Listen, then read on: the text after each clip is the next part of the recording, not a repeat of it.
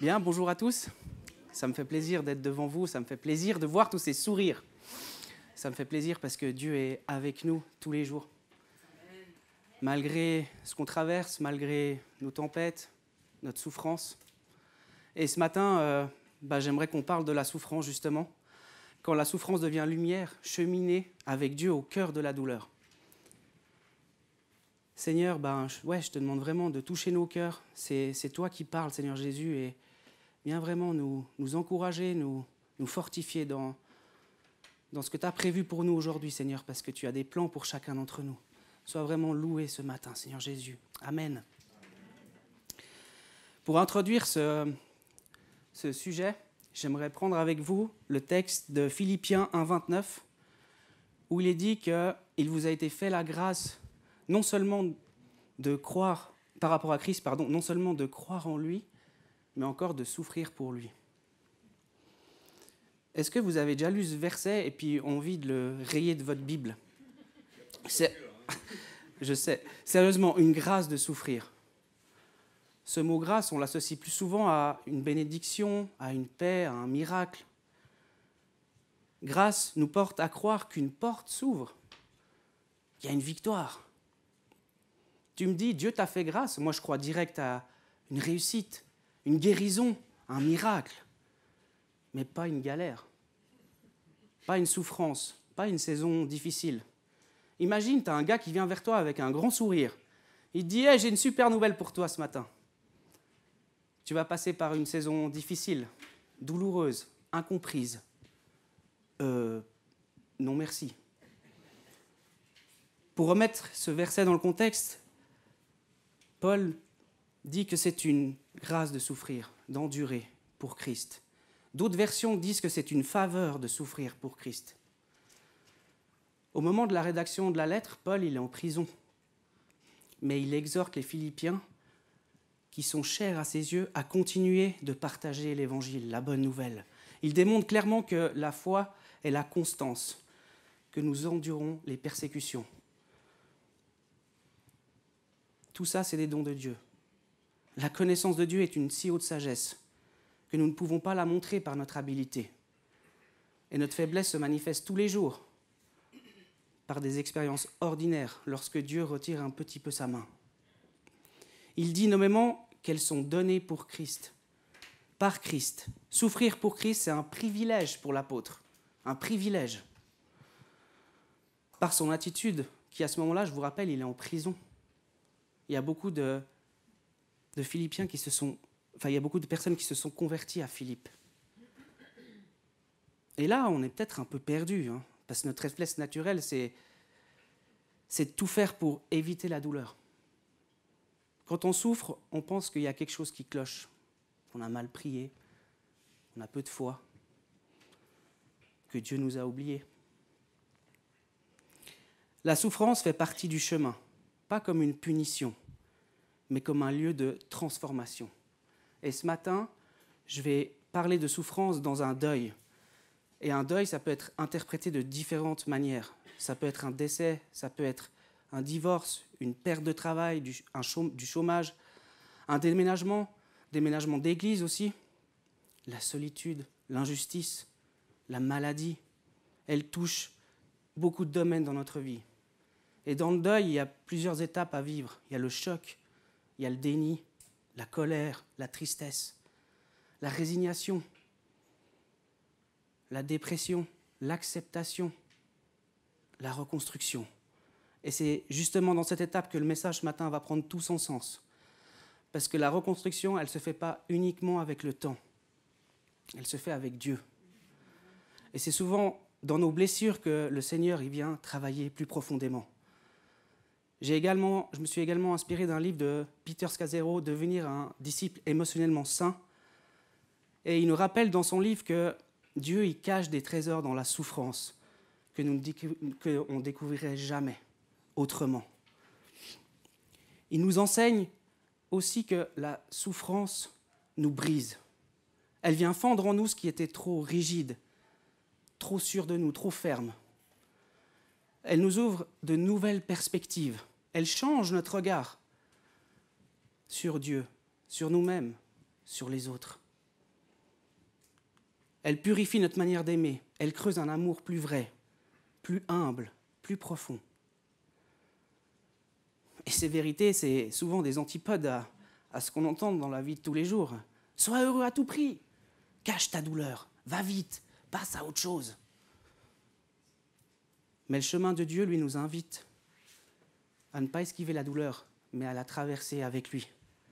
Alors aujourd'hui, je ne vous propose pas un message pour supprimer la souffrance, mais pour apprendre à rayonner au travers d'elle. J'aimerais, pour commencer ce parcours, la souffrance nous brise et ouvre une nouvelle perspective. Imaginez un pot d'argile. Il tombe, il se casse. Il se brise, il est en 1000 morceaux. Mais au lieu de le jeter à la poubelle, on le recolle avec de l'or fondu, comme dans l'art japonais du kintsugi. Kintsugi, c'est jointure en or. C'est reconnaître que la brisure et la réparation faisant partie de l'objet, de son histoire, plutôt que de la dissimuler.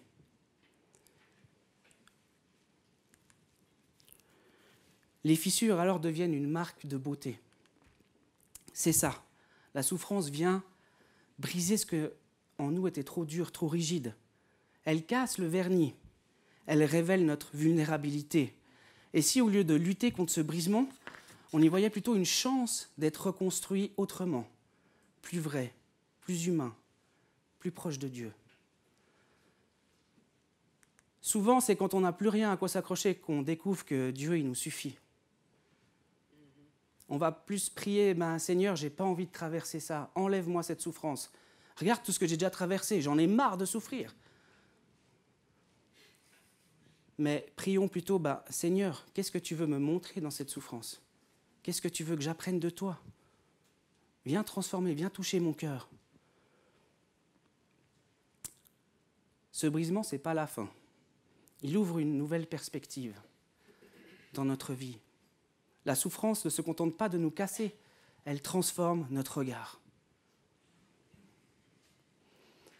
Est-ce que ça vous est déjà arrivé de traverser une saison difficile et d'en ressortir complètement différent dans la vie? Comme si quelque chose s'était passé à l'intérieur de vous. Quelque chose que des fois on ne peut expliquer. C'est ce que la douleur, elle produit en nous quand on l'accueille. Elle élargit notre champ de vision, elle nous rend plus attentifs. Elle nous oblige à se poser des questions qu'on n'aurait peut-être même pas pensées. C'est comme ce miroir qui se fissure et nous oblige à regarder au-delà des apparences. Dieu utilise parfois ces moments pour montrer une facette de lui qu'on ne connaissait pas ou peu. Pas le Dieu du miracle immédiat, mais le Dieu présent dans la nuit. Silencieux, mais fidèle. Invisible, mais proche. La souffrance ouvre une nouvelle perspective. Elle fait tomber nos lunettes anciennes pour que l'on voie Dieu tel qu'il est vraiment. Dans le livre, j'ai pu lire que l'auteur nous confronte à une illusion très répandue dans nos milieux chrétiens, celle de croire que notre activité religieuse équivaut à une maturité spirituelle. Pardon. Il est écrit que si nous ne faisons pas une rupture radicale avec notre activisme, même spirituel, nous restons des disciples agités, en surface mais peu enracinés. La douleur, elle nous force à ralentir, à nous arrêter, à écouter. Elle agit comme un frein à notre course effrénée. Et c'est précisément dans ce ralentissement, souvent imposé par la souffrance, que Dieu commence une œuvre plus profonde. Il utilise ces moments pour nous désencombrer, pour nous détacher, pour que nous ne faisions pas pour lui, mais afin que nous puissions être avec lui. Ce n'est qu'en acceptant nos limites, notre vulnérabilité, notre impuissance, que nous entrons dans une spiritualité authentique, une spiritualité qui transforme en profondeur. Ainsi, la souffrance brise pour ouvrir. Elle détruit nos illusions pour reconstruire une foi plus vraie, Elle ferme certaines portes pour en ouvrir d'autres sur le cœur même de Dieu. Sur le cœur même de Dieu.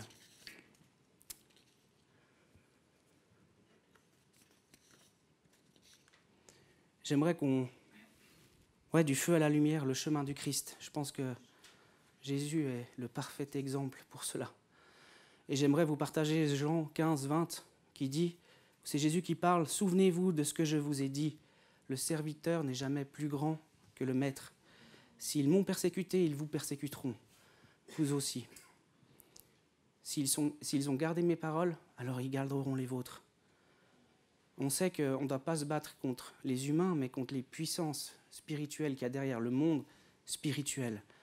Et ce verset, il se trouve dans le discours d'adieu de Jésus, dans les chapitres 13 à 17, que je vous invite à lire, où il prépare ses disciples à sa passion et à leur mission future. Jésus explique que le monde ne les comprendra pas toujours, parce qu'il n'a pas compris ni accepté le Fils. Ce passage, c'est une mise en garde, mais aussi une promesse. Le rejet que nous vivrons n'est pas digne d'un échec, mais une participation à la destinée de leur maître. Jean nous enseigne que la souffrance du disciple est une communion avec celle de Christ. Être persécuté, incompris ou rejeté ne signifie pas l'absence de Dieu, mais souvent sa présence la plus réelle. Nous partageons non seulement la mission de Jésus, mais aussi sa croix. La douleur n'est pas un accident du chemin, mais une confirmation que nous marchons sur les traces du Maître. Regardons un instant Jésus. Pas juste comme une figure religieuse, pas juste comme un personnage de film, mais comme un homme réel, de chair et d'os, parfait, pur, fils de Dieu. Et pourtant, il a été trahi par l'un de ses proches. Il a été abandonné par ses amis les plus proches à l'heure où il en avait le plus besoin. Il a été faussement accusé, frappé, moqué, cloué sur une croix, comme un criminel, alors qu'il était innocent. Et il y avait la douleur physique, mais il n'y avait pas que ça. Il y avait aussi toute la douleur morale, émotionnelle, la solitude, l'injustice, le silence du ciel pendant qu'il souffre. Mais voilà, moi, ce qui me renverse, ce qui me bouleverse aujourd'hui, c'est que même dans cette agonie, Jésus brillait. Il ne brillait pas sous les projecteurs ou sous des effets spéciaux. Il brillait dans son attitude, il brillait dans son amour, dans sa paix, dans son silence. Il aurait pu maudire ceux qui l'ont crucifié. Il a pardonné. Père, pardonne-leur parce qu'ils ne savent pas ce qu'ils font. Il aurait pu fuir au jardin de Gethsémanée. Il a choisi de rester et de dire, non pas ma volonté, mais la tienne. Il aurait pu se défendre devant Pilate. Il a choisi le silence. Mais pas par faiblesse, par force. Une force surnaturelle. Pourquoi ? Parce qu'il avait une vision. Il voyait plus loin que la croix. Il voyait la rédemption, il voyait la résurrection. Il voyait toi et moi sauvés. Il voyait le ciel ouvert. Il souffrait, oui, mais il rayonnait parce que ses yeux étaient fixés sur l'éternité. Et Hébreux 12.2 nous donne le secret. À cause de la joie qui lui était réservée, il a enduré la croix. Jésus a aimé à travers la souffrance. Il a pardonné pendant qu'on le crucifiait. Il a même tendu la main au criminel à sa droite. Il n'aimait pas malgré la souffrance, il aimait dans la souffrance. Et nous, que faisons-nous de nos blessures ? Est-ce qu'on les laisse endurcir notre cœur ? Ou purifie-t-elle notre amour ? La souffrance nous vide de l'amour conditionnel pour faire place à l'amour plus vrai. Quand tout va bien, on peut aimer en surface. Facile même. Mais quand on souffre, on apprend à aimer autrement. Une personne qui traverse la douleur, c'est mieux écouter. Elle ne donne pas des réponses toutes faites. Elle accueille, elle écoute, elle comprend, elle a de la compassion. Voilà le cœur du message. Jésus n'a pas seulement souffert pour nous. Il nous a montré comment aimer au cœur même de la souffrance, de la douleur. Et c'est ce regard qui peut transformer notre manière d'aimer.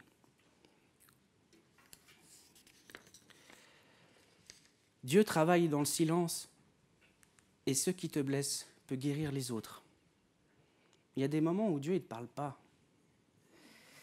Tu pries, tu n'entends rien. Tu pleures, tu jeûnes, il n'y a rien qui se passe. Le ciel reste fermé. C'est frustrant, hein? C'est lourd. On ne sait pas pourquoi, mais ce n'est pas un abandon. C'est parfois un enfouissement. Prenons l'image d'une graine. Elle est plantée dans le noir. Elle ne voit rien, elle ne sent rien, mais elle est en train de germer. La graine doit mourir pour laisser place à une plante qui sera beaucoup plus grande. Dans le silence, Dieu travaille. Il façonne, il nettoie, il prépare, il te fait grandir. Et c'est souvent qu'après qu'on ait traversé le feu qu'on comprend ce qu'il faisait. C'est dans ce désert que la foi devient fidélité. Pas seulement croire en Dieu, mais croire Dieu, lui faire confiance, même quand rien ne va. Et voici la beauté de ce processus. Ce qui naît dans le silence peut devenir une lumière pour les autres. Ce qui naît dans le silence peut devenir une lumière pour les autres. Tu sais, ce n'est pas la perfection qui touche les autres. C'est ce que tu traverses, c'est comment tu le traverses. C'est ce que tu oses partager. C'est ta sincérité, c'est tes cicatrices. Une lumière qui brille dans la nuit, ce n'est pas un spot de scène. C'est une veilleuse discrète mais constante.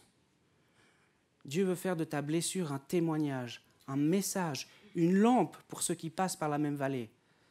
Et ce témoignage, il ne dira pas « j'ai tout compris, tu vas voir, tu vas passer par ça, ça, ça, ça, et ce sera réglé ». Non. Il dira « j'ai tenu bon, j'ai fait confiance à Dieu, et Dieu m'a porté ». Pardon. Et n'oublions pas, Jésus lui-même a connu le silence. Sur la croix, il a crié « Mon Dieu, pourquoi m'as-tu abandonné ?» Ce cri, ce n'était pas un doute, mais un acte d'amour. Un cri adressé au Père qu'il ne sentait plus, mais qu'il connaissait encore. Dans le silence du Vendredi Saint, Dieu semblait absent. Pourtant, c'est là que le salut s'accomplissait. Le silence de Dieu n'est pas son absence, mais le prélude à la résurrection. Quand tu traverses un silence douloureux, souviens-toi que Jésus y est passé avant toi. Il comprend ce vide, il l'a traversé. Et aujourd'hui, il marche avec toi dans ton propre silence. Ce que tu vis n'est pas stérile, c'est un jardin en germination. Le tombeau était silencieux, mais la vie y poussait déjà. Jésus est la preuve que rien n'est perdu dans les mains du Père. Même ce qui meurt peut refleurir. Même ce qui semble fini peut renaître. Le Christ ressuscité nous montre que la douleur n'a pas le dernier mot, que le silence peut cacher la plus grande victoire. Et c'est ce même Jésus qui transforme ton histoire, tes larmes, tes blessures, pour qu'elles deviennent une source de consolation pour ceux qui pleurent encore. Dans le silence, Dieu travaille à transformer ta douleur en espérance et ton histoire de guérison pour d'autres. La graine qui a germé dans l'obscurité devient un arbre sous lequel d'autres trouveront l'ombre et le repos. Et quand le silence prend fin, il laisse place à la lumière. Parce que la croix n'était pas la fin, c'était le passage. Le tombeau n'était pas un échec, c'était le seuil du miracle. Le silence, le troisième jour, le silence a été brisé par une respiration nouvelle. Jésus est vivant. Ce que le monde voyait comme une défaite, Dieu en a fait la plus grande victoire. Ce que la douleur voulait éteindre, Dieu l'a transformé en feu éternel. La résurrection n'est pas seulement un événement du passé, c'est une réalité qui se répète à chaque fois qu'un cœur brisé choisit de croire malgré tout. Alors quand tu ne comprends pas tout, quand tu n'entends rien, souviens-toi, le même Jésus qui est sorti du tombeau marche avec toi aujourd'hui. Il connaît tes blessures, il porte tes cicatrices dans ses mains. Et c'est ce qu'il a ressuscité autrefois il veut aussi le faire revivre pour toi aujourd'hui. Le silence prépare toujours un matin glorieux. Là où tu vois une fin, Dieu voit un commencement. Là où tu ressens la mort, Dieu prépare la vie. Ta douleur, elle peut devenir un feu. Tu n'es pas fait pour t'éteindre, tu n'es pas fait pour t'asseoir dans l'ombre et attendre que ça se passe. Tu es appelé à rayonner, même briser.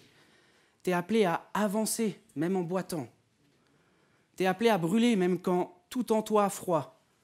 La souffrance, elle veut te faire taire. Elle veut te replier, elle veut t'isoler, elle veut t'endormir, elle veut t'étouffer. Ça, c'est une stratégie de l'ennemi. Il veut tout faire pour que tu sois le seul à croire que tu vis cela. Mais ce matin, je viens te le dire avec force, ne laisse pas la douleur décider à ta place.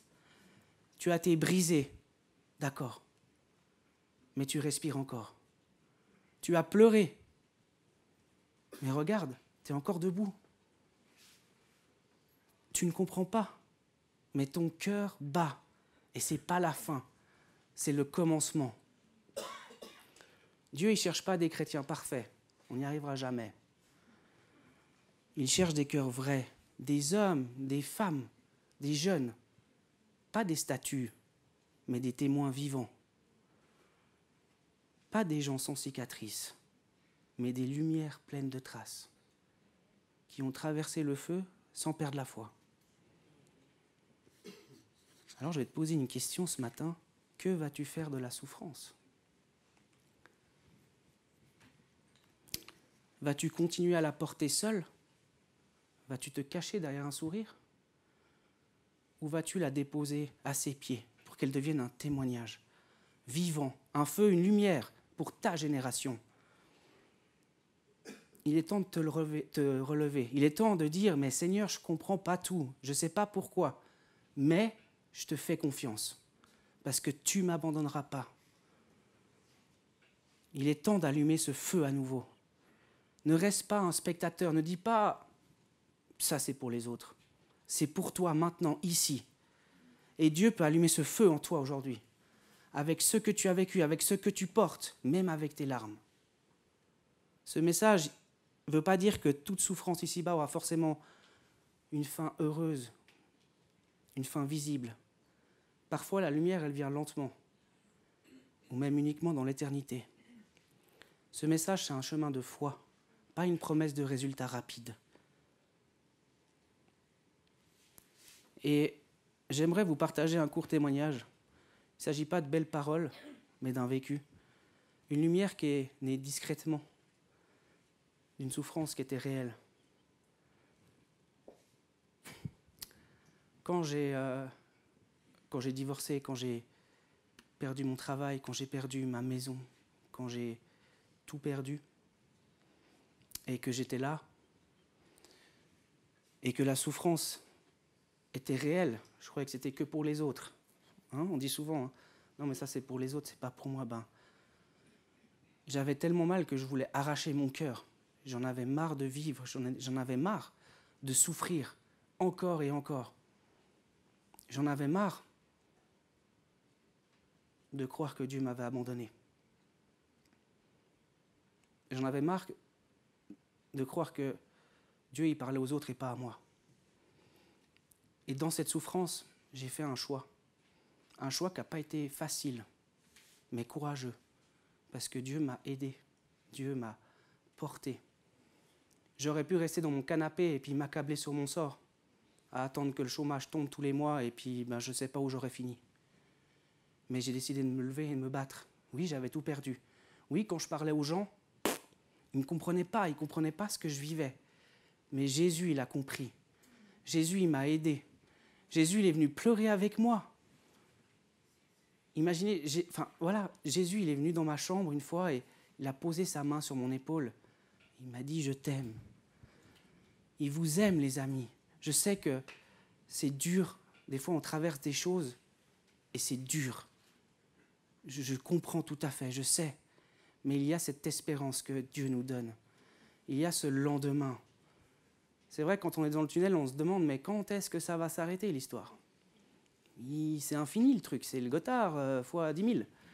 Mais il y a toujours un lendemain. Toujours.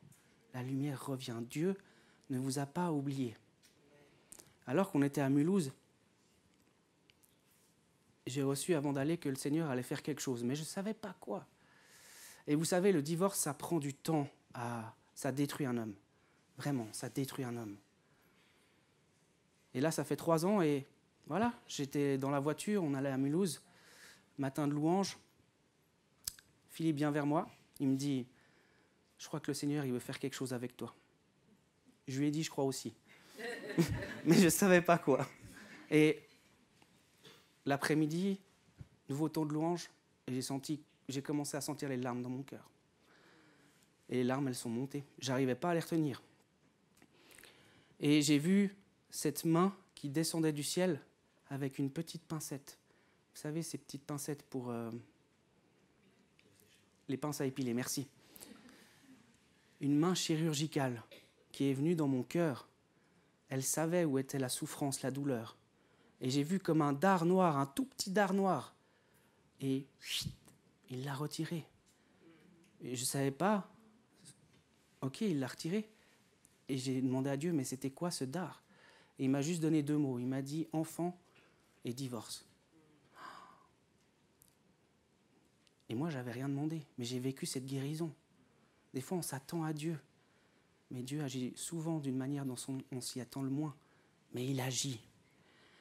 Dieu a des projets de bonheur et non de malheur pour chacun d'entre vous. Il nous apporte à une maturité spirituelle. Rester dans le canapé, je pense que ce n'est pas la bonne solution. Tu vas te laisser toujours... tu vas te faire un monologue en toi.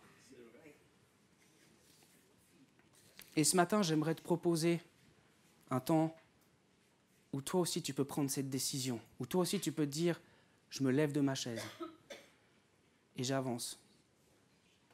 Tu sais, c'est dur, c'est pas facile, mais ton espérance, Christ vit en nous, ton espérance, c'est de tout lui donner, parce qu'il a tout accompli sur la croix. Le petit mot « tout », ça veut tout dire.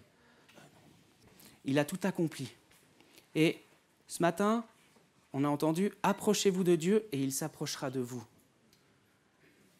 Peut-être tu ne peux pas te lever et venir devant, mais si tu peux, je t'invite à venir devant. Je t'invite à prendre cette décision dans ton cœur, entre toi et le Seigneur, et on va prier pour toi, on va t'aider. Même si tu ne comprends pas tout, ose. Peut-être des gens ne peuvent pas se lever ce matin, qu'ils restent assis, qu'ils lèvent la main, et on viendra prier pour eux. Mais saisis cette occasion, ne laisse pas cette chance passer à côté de toi. Ne dis pas, ça c'est pour les autres. Moi, ça va aller, ça ira mieux demain. Dieu veut t'offrir cette main. Dieu veut vraiment prendre soin de toi parce qu'il t'aime et qu'il ne veut pas en rester là avec toi. Il veut que tu continues de grandir avec lui. Sens-toi libre. Sens-toi libre.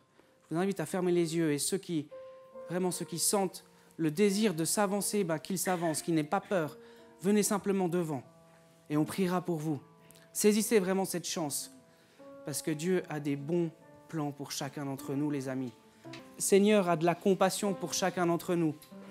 Le Seigneur est bon en tout temps, les amis.